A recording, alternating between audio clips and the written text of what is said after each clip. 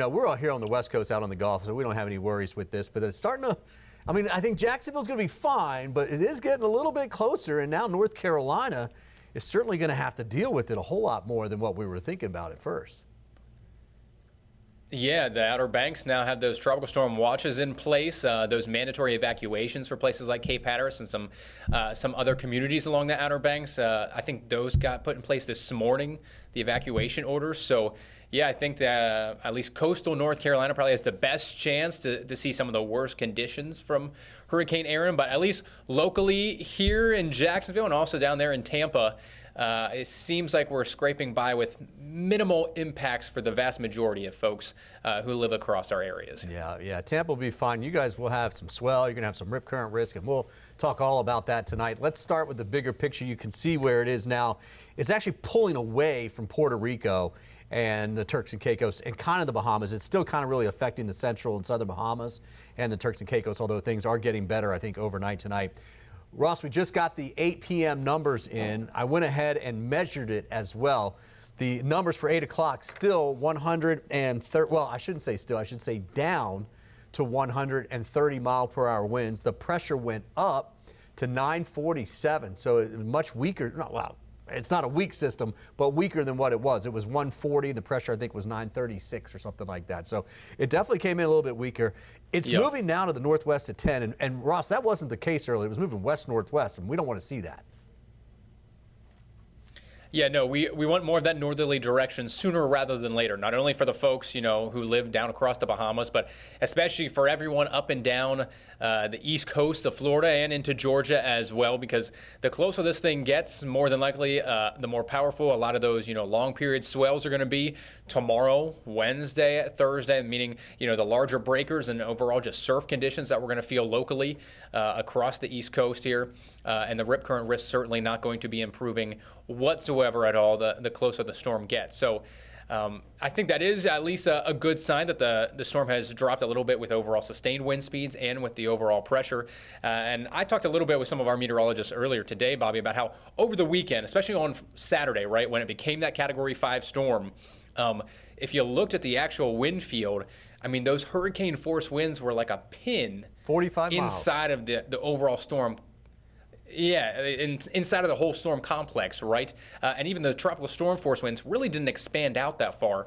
But more often than not, you know, once it intensifies that far, the centrifugal force, it can't keep it spinning at the center that long. It's got to push that energy outward. And that's kind of what we've seen here over the past 24, 48 hours, right? The storm has expanded overall. We saw it decrease in intensity a little bit yesterday. And I think that's kind of what we're seeing here now as well, right? The storm continuing to expand and grow overall with square mileage, so to speak, but, you know, not continuing to necessarily deepen and strengthen like we did, at least at the start of the weekend. Yeah, and in fact, Ross, to your point, the very fact that we see those inner winds, the higher winds that were 140 at 5 o'clock, now down to 130 at 8 o'clock, that is a sign that it's weakening a little bit. And when it does that, it spreads out, as you were saying. So, yeah, it literally, the wind field is actually growing as we speak. Recon's out there right now. They're kind of shifting where they're from. We've got our NOAA weather hurricane hunters, Miss Piggy and Kermit. They're back, I think, at least one of them, but I think they're all back now to Lakeland. They're down here out of Lakeland Linder Airport. Here's the latest forecast track. This is the one that came out at 5 o'clock today. We'll get another update on the track at 11 p.m. this evening. And Ross, you're right. Here it is. Here's 1:30 tomorrow afternoon, which is where we're at now. It may even be a little bit lower than that because they weren't forecasting this drop that we had right now. 1:20 by late tomorrow night into Wednesday morning. Wednesday afternoon's 1:15. Thursday afternoon's 1:10, almost due east of Cape Hatteras at that point. But you see, hopefully it's starting to make that turn a little bit more. And really, there's also going to be some shear in here, and especially up in here. The shear goes something like this. So it's going to start to get some shear in here in the next, I'd say 36 hours or so. And then once it gets up here, you can see the turn really starts, and that's going to be sheared apart. So there's actually going to be a bunch of clouds that get shot over here. But it's still going to be actually a larger storm by that particular time. Couple things to notice on here. The forecast models have been shifting. And these are the global models, and you can see the red ones there. You know, I did some digging today, Ross. Guess which model has been the most accurate thus far for location? Pick one. If we're just going, long-range global models, I'm going to say the European, at least in contrast to the GFS. If we're just comparing those two, right. The European's been in line with that Western tracker through most of last week, really. So, did I get close? The European it did beat the GFS. The UK Met, and I don't mean by a little bit. Okay. By a lot. It has been much better than the other models on location. This particular version of the UK Met doesn't do intensity, but that's okay. We're just looking at location. But guess what these lines right here are on the western side?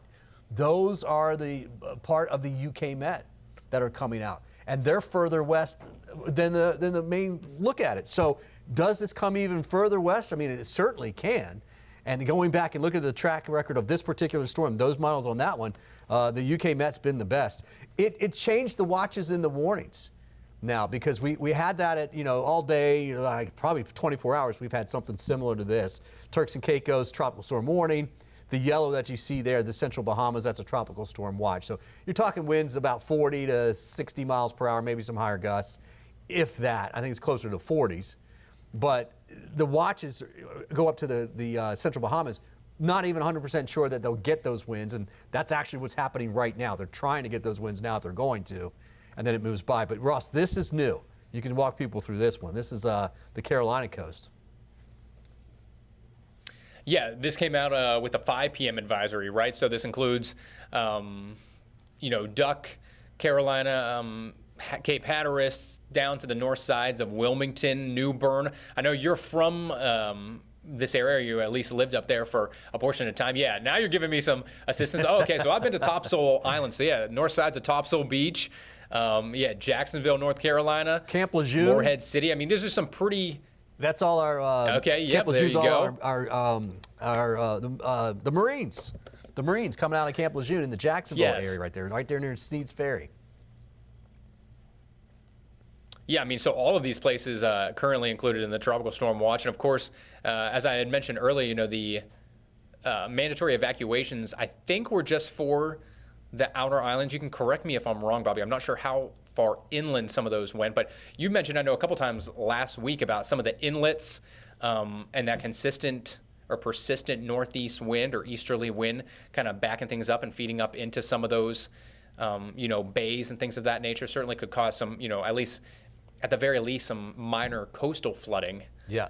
For some of those areas and communities. Oh, and they, look, they get a good nor'easter and they have those flooding issues. And initially, if you looked at some of the modeling, the winds where I drew those arrows, those northeast winds, were 15 miles per hour, if that. Now they're jumping to 25 to 30, and you're probably going to get some 40s and 50s, probably some 50s out there at Cape Hatteras. It starts out of the northeast, then it goes to the north, and then the northwest. And on top of that, you've got all this surf. So not only are you going to get 40, 50 mile per hour winds out of the northeast, which is going to be that what we call longshore current going kind of parallel to the coastline. So it takes the sand from up here and drags it down to here. But now you've also got large surf picking that sand up too. So we always see this, we're going to see it. NC 12, Highway 12 there. You can go, anytime you go over there, you'll notice it because you'll see brand new pavement, because it's so close, and there's nothing to the right of you if you're going northbound. It's literally a sand dune that they use a bulldozer to do in the ocean. And then that will get washed out. That part of the road will likely get washed out, and that's almost typical for them. This, I think, is going to be a pretty good one for them, and especially something that they weren't necessarily thinking was going to be too bad. And the center is going to be 100, 150 miles offshore. Yeah, I think that's the incredible thing, right? I mean, even for us locally here in Jacksonville, we've been trying to tell folks, it's the center of Erin is still going to be over 300 miles offshore to our east. Nonetheless, we're still going to experience not only the dangerous rip currents, but just as large of surf that we are going to get.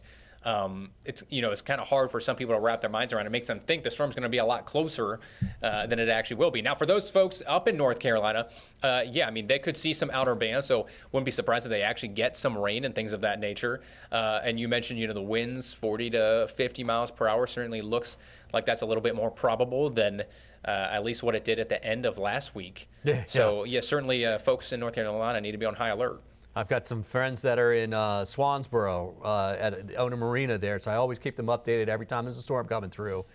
And last week it was like, oh, you're fine, you're looking good. Now it's like, well, okay, I mean, they're still good, I think, but, instead of 15 knots, now they're talking 25 to 30 knots with some higher gusts. So Ross, well, you probably have friends everywhere, Bobby, right? No. But that's my old stomping grounds. You know that. I better have some there, at least. So this is the center track from the National Hurricane Center. All right. So we take the actual center line, which we don't show you on TV when we show you the cone, because we don't want you focusing on that line to think that that's where it's going to go. The cone is saying the center on average will go anywhere in that cone. And that's just the center of the storm. That's not the wind and the rain and everything associated with it, right? So what we've done, we've tracked I'm showing you the last 10 forecasts on this storm from the Hurricane Center, and I color-coded it. So the light colors are the oldest. The dark colors, like this black in here, is the latest, except for the red is the very latest.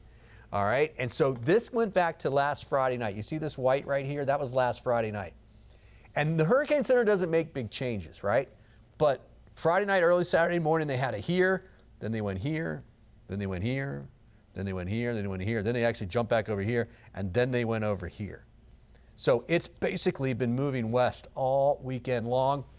And the 5 o'clock track that we got today is this red line. That's pretty much what we had earlier today, but that is the furthest west that they've had this thing. So, I guess I can measure this. Let's see. So from Hatteras out about 200 miles, and that would be to the center. I mean, what are the odds that it comes further west? I certainly wouldn't rule it out of the scenario or the question yet. Certainly that's been the track or the pattern here over the past 4 or 5 days, a slightly more westward track. And we've kind of noticed that right over the weekend. It was wobbling a little bit back and forth. I saw a lot of folks on social media almost kind of like freaking out or panicking to a certain extent. Of course, you want to watch kind of the pattern of the track over several hours rather than just, slight wobbles here, an hour here or an hour there.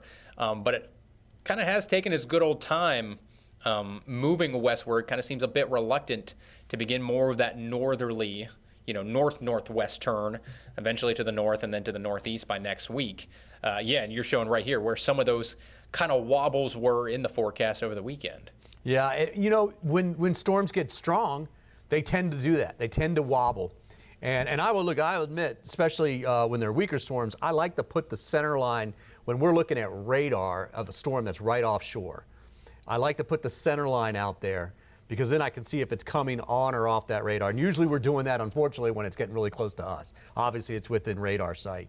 But you have to know about those wobbles, right? And you got to determine if that's a wobble or if it's going offshore. These have been pretty good wobbles, but this thing was Cat 5, right? Upper Cat 4 at one point, so it was going to wobble either way you look at it. But then it started just going a little bit further to the west. This was earlier today. It was going west-northwest at around 10 to 15 knots today. So it was like, oh no, we don't want that. We don't want that. All right, let's talk. Here's another really cool one that we've been doing. This is for the entire lifespan. This is all of the forecast cones that the National Hurricane Center has issued for it. And you can see the shift in these as well. I mean, it was supposed to come a little to the west. And it's kind of a little misleading because the end of each cone is wider, of course. But look where that last cone is compared to where all the others. So it's definitely shifting everything. And in fact, if you look, it was thinking it was going to curve a little bit sooner way out here. So yeah, let's hope. What does that make you think about some of the forecast models that we were looking at then through most of last week? For example, and I mentioned this before, if you just look at your main two, don't even think about the hurricane model, so to speak. The GFS had this thing turning pretty close to Bermuda, and then the European took it much further westward. Kind of what do we think? How did they perform, so to speak, with this, at least up to this point? Well, great question, and I'm going to take you back out to the end of this. I'll take you right up here, actually. Let's do this. You're absolutely right. The GFS was, where's Bermuda? Bermuda is somewhere about right in here. All right, the GFS was something like this. And look where we are. all right? And it's something like this. And in fact, this is Bermuda over here. Over the weekend, it was kind of splitting it. It was kind of right in the middle, and it's not even that now. Now it's much closer. The European did a little bit of flip-flopping, but not a lot. And Ross, just our everyday forecasting that we do, something is wrong with the GFS. It gets it every now and then, but it's not like it used to be. And the European, usually, we kind of rely on the European a little bit more anyways, a little bit more accurate. But the GFS has been just doing some crazy stuff. And then we come up, I'm talking 9-10 months worth of this, right? And then we come up to hurricane season, and now it always does its GFS-a-cane at the end, and everybody posts those on the internet. So now it's June, and here we are having to tell everybody, no, don't worry. Here we are having to tell the people in Tampa that after having 3 hurricanes last year, one with 5 to 8 foot storm surge that we hadn't seen in 120 years, right? So 103 years. So to have that model doing what it's doing, it's hard to look at the forecast that it has now and put a whole lot of weight in it, but it's not always wrong. I mean, this one was curving to the east, and the Hurricane Center thought so too. They had their cone out there. Here's where it thinks now. The green lines are the GFS, or the Euro, excuse me, and the white lines are the GFS, whitish, yellowish. And look at this. This is Wednesday morning, 10 a.m. That's pretty good agreement for those two. And not only where it's at, but the size. I mean, look at the size of that thing.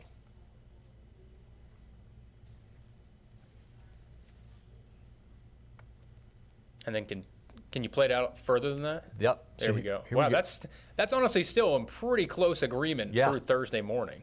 Yeah, I mean, that just doesn't happen. 6 a.m. Thursday. There's Bermuda, by the way. I mean, what's the difference here? Hatteras to Bermuda is 643 miles. I'm sorry, let me try this again. That's about 200 miles out. So it's way less than half the distance to Bermuda.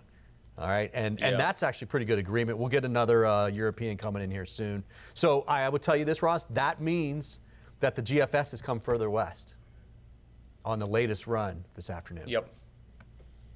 And then they're out to sea. Which, I mean, you like to see them at least in agreement. Certainly not good news for North Carolina, but... Yeah.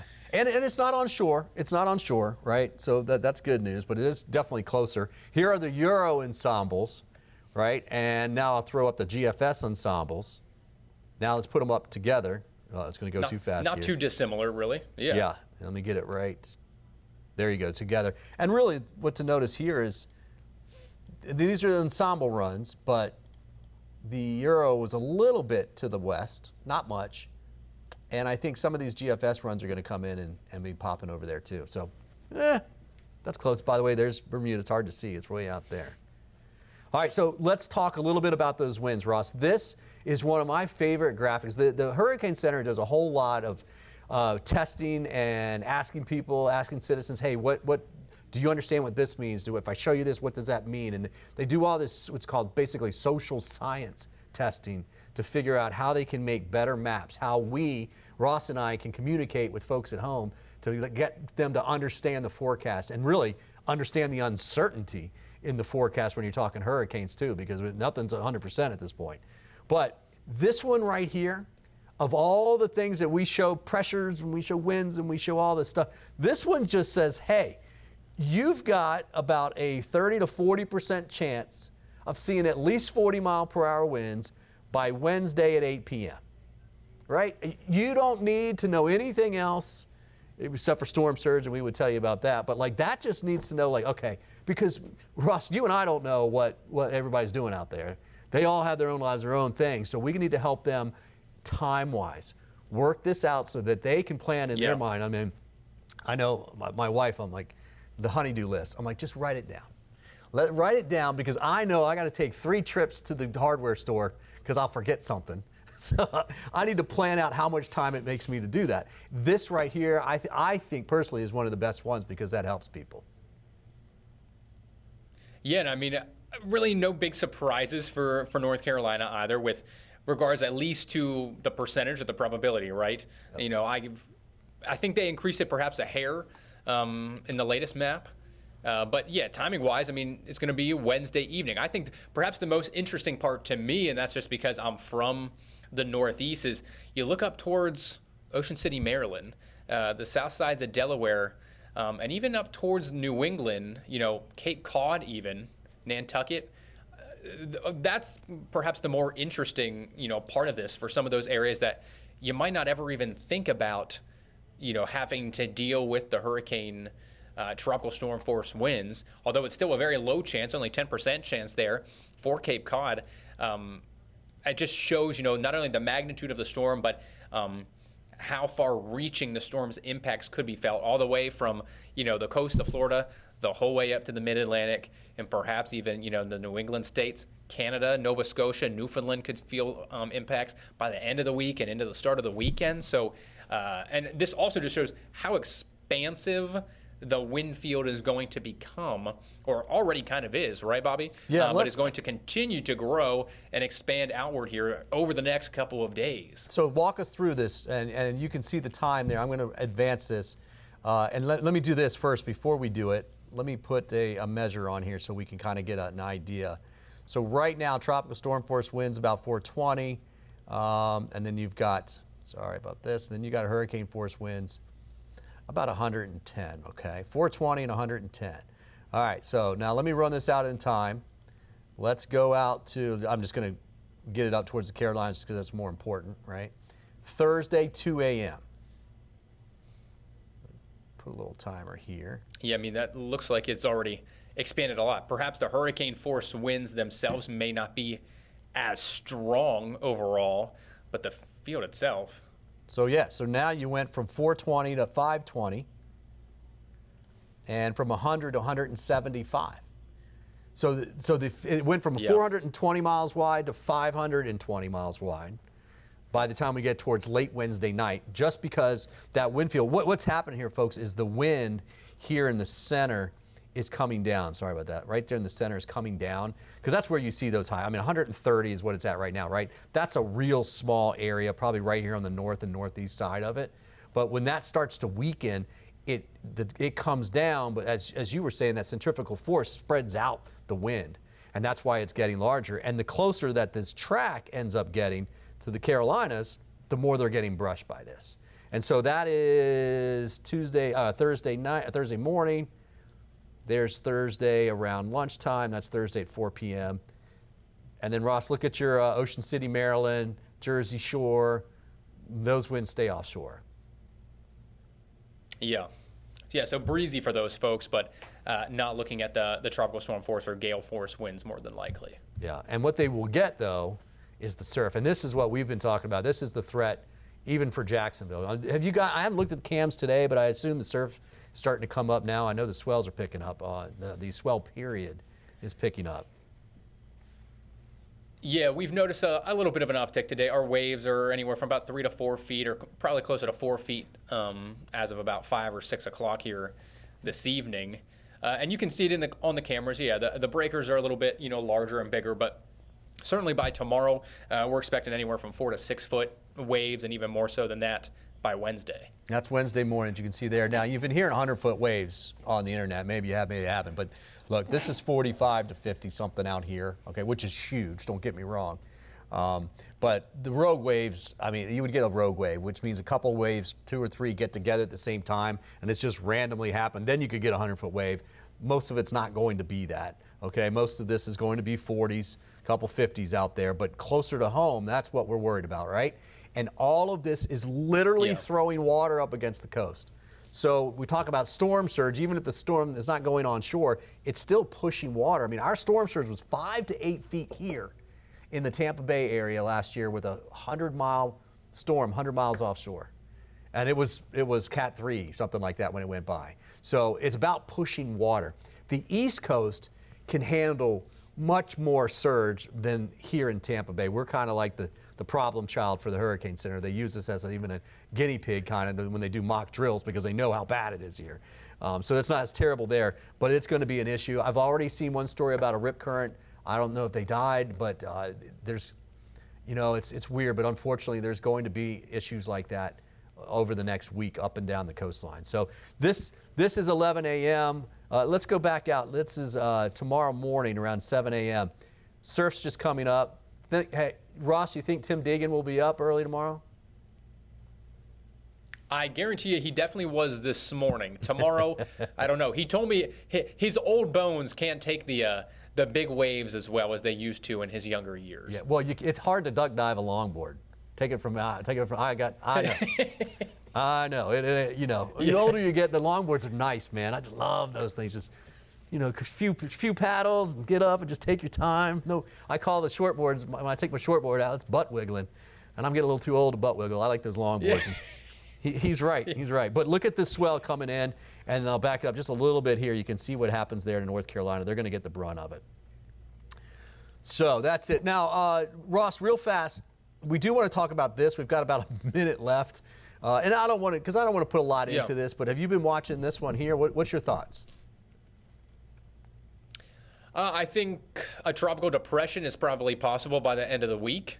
Fernand is the next name on the list. I think after that, it's a lot still up in the air. I do think there's going to be a trough that probably sets up over the eastern third of the country that could perhaps try to, steer it back off to the northeast and make it recurve. But I think there's still a lot of inconsistency left and a lot to be desired within some of the long-range modeling. Here it is here. On trying to figure out where this goes. On the European, here it is here. It's recurving behind Erin. The GFS says it does turn to the west, so we'll keep an eye on it. Don't worry about it yet. It's over a week out. Thanks, guys.